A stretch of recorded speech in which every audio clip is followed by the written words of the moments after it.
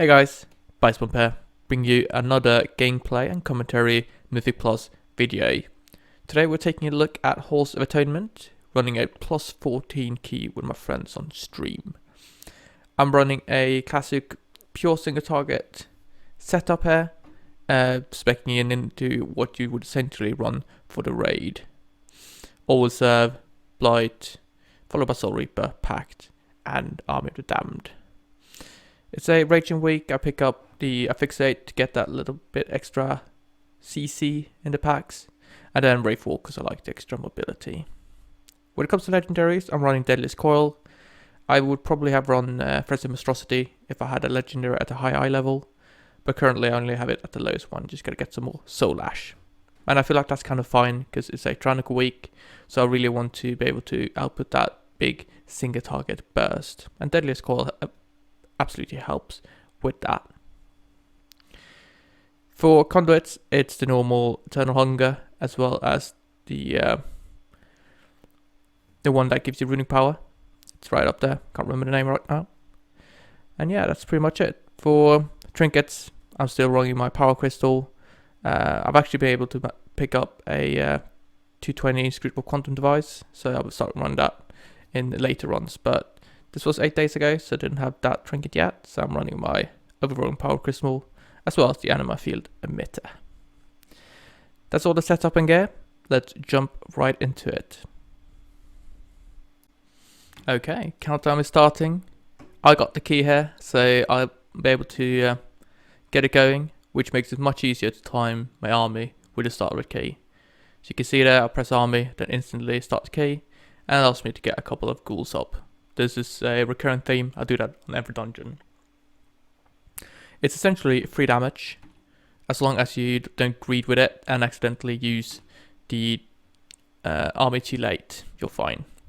First pack, I pop all my cooldowns. This is a big pool with Bloodlust, so might as well use everything. Use army as well. We will get that up multiple times first before the first boss. Just get it going, get the extra damage out there. You can see there we go for 16k overall DPS, which is pretty good. And the blood is still running, so we'll make sure to quickly move into another pack to be able to leverage that haste buff. Yeah, it seems like I didn't use Apocalypse in the first pack, which is probably a bit of a mistake. I feel like I should have used everything there really, but it turned out to be quite alright. And I can use this on the next pack. So you'll see this is an explosive week, and I don't think I'm great at dealing with explosives at the start of the run, but as you will see that I realize later, it's a great use of Outbreak to kill the explosives. So Outbreak, just 1 rune, it's the most efficient way of killing them without spending too much resources. It's cheaper than spending the runing power for the death call generally. Alright, moving to the next pack. My cooldowns are up, so let's pop them down and get ham. You see now I don't have my Death and K ready, so I'm kind of going to continue my setup until Death and K is ready. But it seems like I might not be able to use it at all in this pack, so a bit unfortunate, yeah. I'm holding it for next pack then. So I got to do big burst on that one. Now Pride shows up. Unfortunately, I don't have any cooldowns for this, so I'm going to do quite low damage. However, Blight is coming up soon, so you might be able to leverage that to kill a bit quicker. We'll see the call here. Pride sorted quite low. Probably not worth using Blight, right? So let's pop down an early Soul Reaper, see if we can get it off. Did not get it off. It's bad timing, biceps. Yeah, I'm going to highlight some of the misplays here that I can see now after I played a couple of dungeons and got a bit more used to it. For instance, I Festering Strike explosives. That's a bad mistake unless you're running Bursting Source. I'm way too used to playing the old BFA setup with Bursting Source. The reason you Festering Strike explosives if you're running Bursting Source is because it's a very efficient way of essentially transforming your Bursting Source into damage. Another good tip with explosives, So you can't cleave on top of them with your Scorch Striker and Deafen K. It won't hit him, right? It's an AoE ability. However, if the explosive is your primary target, it's fine. So you can't cleave onto the explosives, but you can cleave off them. So whenever you've got a Deafen K down, it's generally a good idea to just hit the explosives because you don't lose any damage from it, right? Right, bit of a messy pull. I don't think we expected to pull those guys to the back. Anyway, see my army is soon up again, so I think I'm going to pop it on the next big guy over here. I can't remember the name.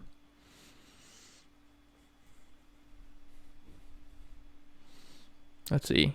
The Shard of Halkias. So we're not pulling that with these guys. I'm not sure why, actually, because Prideful isn't really relevant. We'll see. Might be waiting for some cooldowns. Alright. I'm using Soul Reaper there on the pack. Some people ask when to use Soul Reaper in packs generally. And, you know, whenever you can get it off, use it. It's worth so much damage. Maybe not if the pack has like 20 mobs. But whenever you could use it in advance and get it off, it's very good to get it off. And it's lots of extra damage. I'm probably going to use Soul Reaper on this guy. There we go. At 45% health, I saw that he was going down quite rapidly. So I felt like I could get a use off and get some extra damage in there.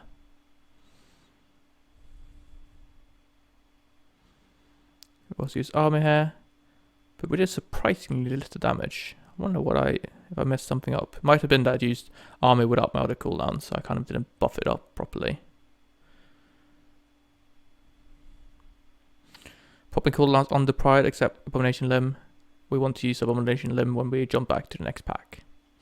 And then we always leverage Anti-Magic Zone on the Prides. It just helps out the healer and makes it less risky overall. So it's always good practice to pop down the AMZ. And generally, good idea to use it at something like 50%. Now, when we're going to jump down here, you will see me dismiss the pet. I should have a macro for that. But if you jump down here and you don't dismiss the pet, it's going to run around and pull stuff in the staircase, which is a terrible, terrible mistake because you're probably going to wipe. So always dismiss the pet and then jump down. So you can see here that I interrupt the Howl Master with my grip. You can use both grip, you can use your Ghoul Stun, or you can use Asphyxiate I'm using here. So we've got loads and loads of possibilities of interrupting those. Generally, when they're around, 30% health, something like that, I start getting ready mentally to interrupt them.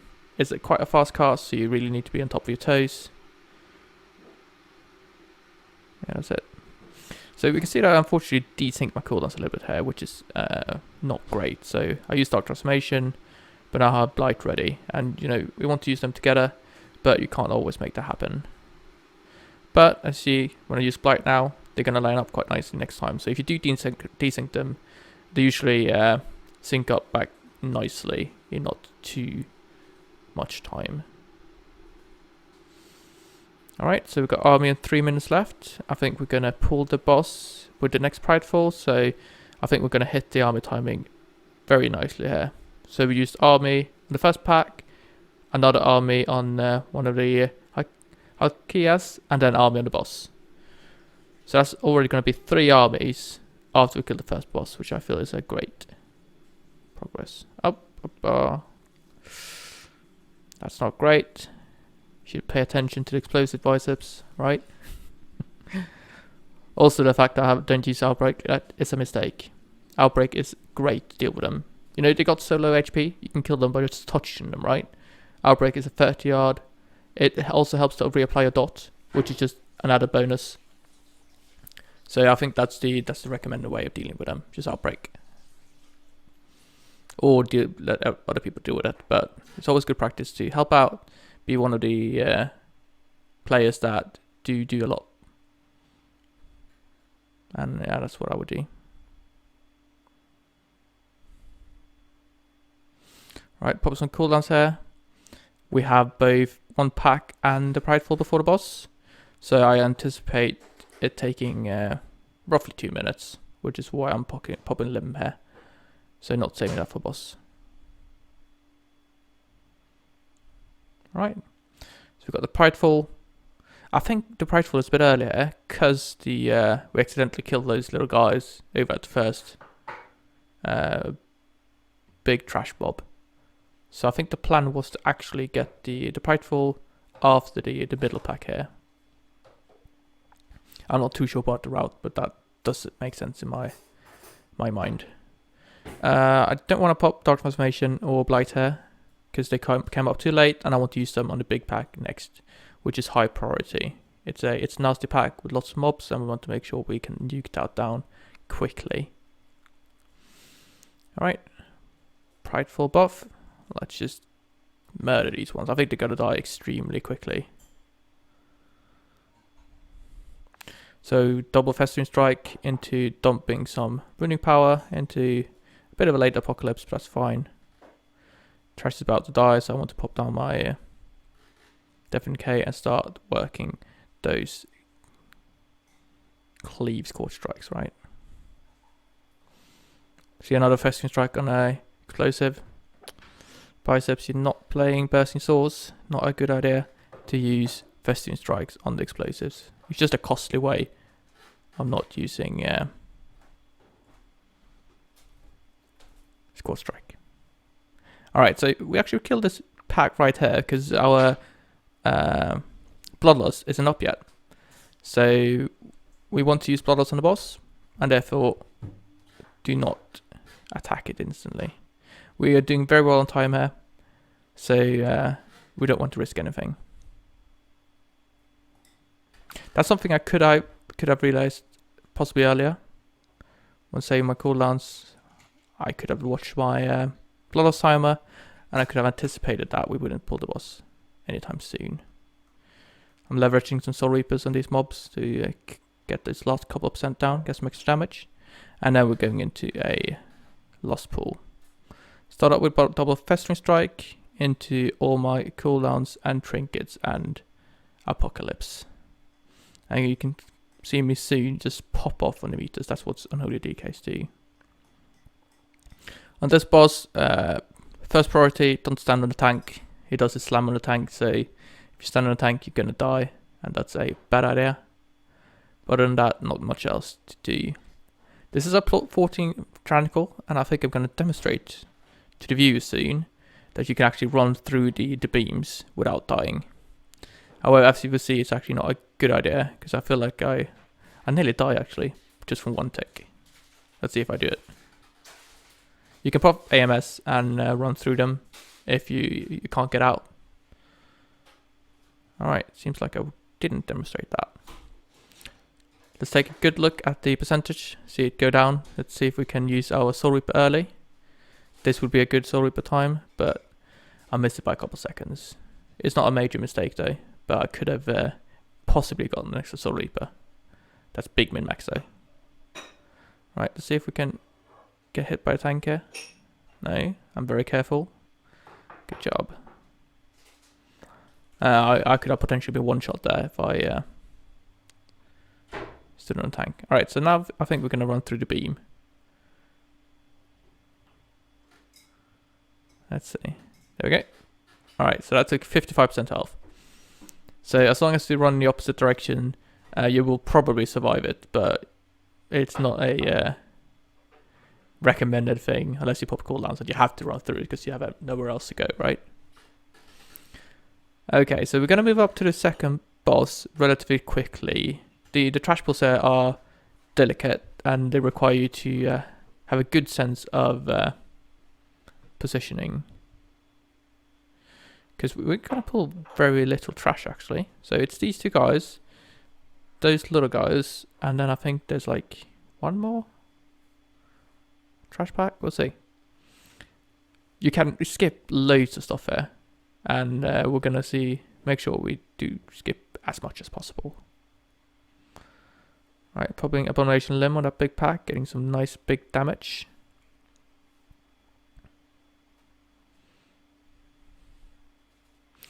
yeah, and then we're moving on. We've got 17 minutes left to go.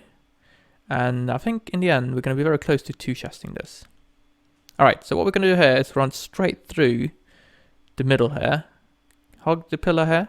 Very important. It's fine to keep the pet up as long as you're mounted.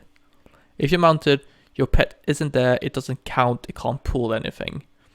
So when you do the skips, either dismiss your pet or mount up. Any of those two are fine to do, and they will avoid you pulling anything unnecessary. Alright, we're gonna kill off this guy quickly.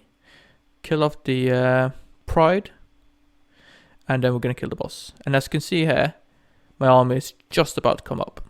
I feel like this specific dungeon, I was very efficient in keeping my army on cooldown, because I used it pretty much just when it came up every time. We are going to pop Abomination Limb on pull.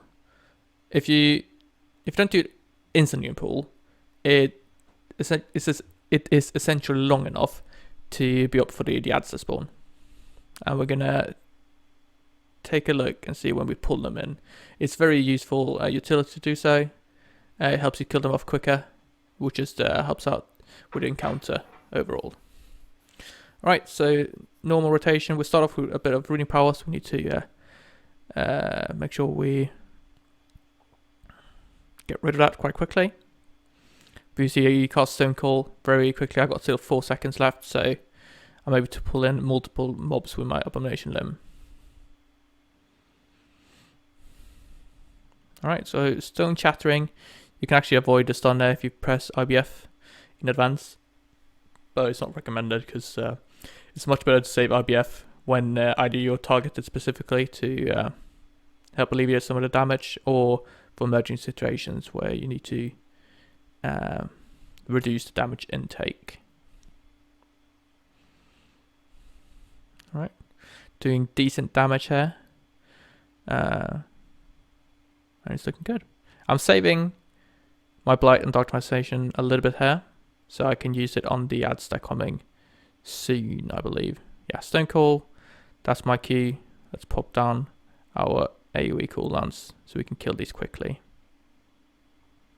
Oop, oop, oop, don't stand in fire, biceps. Alright. So what I'm doing here is a neat trick. So AMS can be used, and you can pretty much run over any ground mechanic in the game. It's very nice. It simply immunes you to the debuff that is then responsible for dealing damage to you. So if you pop AMS and run over fire, you take no damage at all. Boss is about to die, so I'm going to pop my trinket there. Probably should have saved it for next pull, I don't know. But in this case, we actually do end up pushing the boss. So, oh, do we? No, it seems like we killed everything. Okay. I thought we were going to ignore the ads, but with the Blood DK grip, you might as well kill them, because you do reduce a lot of damage by doing so. Great, boss is down. On to the next pull. This pull is very dangerous for a tank. These Gargons deal so much damage. I'm going to start by trying to grip together the Helmmasters, so we can start doing big AoD damage. The tank generally has a kite a lot on this pull, so it's a good idea to think in advance where you pop down your Death and Decay. I feel like if you know the tank is gonna kite, it's a great idea to position the Death and Decay in the direction of the movement of the tank, so you have more uptime on the cleave itself. Okay, we're gonna pull this pack back. Lots of casters. It's a very good idea to LOS them and group them up. So before they're grouped up, I don't have Blight here. I do want to use my Outbreak to dot them up, but they're not all stacked up yet. So what I do is start off with some Festering Strikes, because I'm going to spread Festering Strike anyway, right? And then I dot up. You usually don't get that kind of scenario, but when it does happen, it's a good idea to start off with some festering strikes, get some ruling power, and spread that those festering wounds. We didn't mean to get this dragon guy. What's his name? Stone Talon? Loyal Stoneborn. So he was a bit of a bonus, but we pulled together. No worries at all. It's not fortified, so the trash isn't as dangerous as it could have been on this key level. And yeah, we get it down. Nice. Army's back up. We communicate in comms, and we already decided that we won't nuke the that comes after this boss. What you can do there is kill it in one phase before he heals, and then just simply avoid having to kill everything in the room. So if we'd said to each other, right, we're going to go nuke that ad, I would have said army. But in this case, we essentially decided that no, we're not going to risk that. So I'm just doing my normal opener with double festering into all my cooldowns and apocalypse. Yeah, nothing too special you can do as a DK on this fight. It's just a tanker spank. If you get the ghost, run into one of the fountains, and that's pretty much it. You can see him popping overwhelming power crystal. I think like that was a bad choice. I should have saved it, because my cooldowns were coming up in 10 seconds. It's much better to use it with your cooldowns.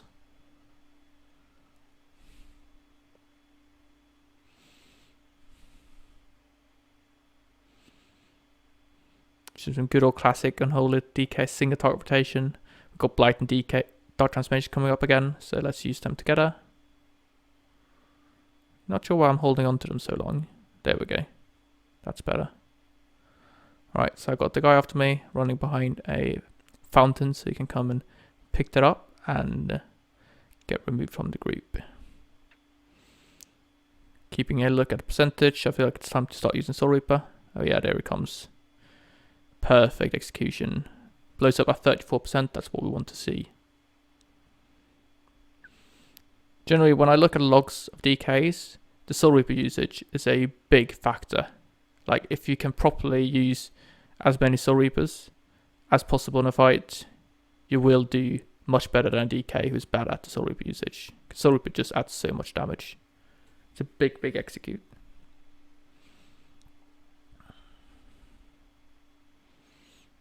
So we used up all the fountains at start, but I think he spawned another one, so we're going to go and see if we can pick that up. Where is it? So I'm looking for it over there. Can't seem to find it. Ah, there it is. Just didn't show up. I don't know if that spawned before or after I got it. I might have just been not very observant.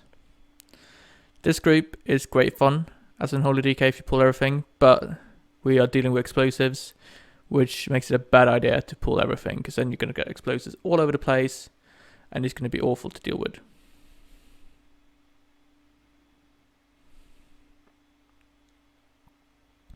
So we instead kill off one quarter at a time. I make sure to help out with explosives, since I can deal with them quite nicely with Death Call and Outbreak. And then we're just going to use loads and loads of epidemics here. I'll just pop with my mission limb just to clear this a bit quicker. And just keep watching around and make sure I kill the explosives. We don't take much damage, but if we let the explosives go through, we are going to die. So that's why I prioritize doing damage to explosives instead of killing the ads. That's a fun thing. I'm sure loads of you have experienced it already. You put up Dark Transformation on some weird little edge up in the floor. No, up in the roof, sorry. It's very annoying. Right, so he's going to kill this ad now. Everything is dead, so he can't heal anymore. And it's just a safety thing. If you go for killing him in one phase and he heals, you risk wiping.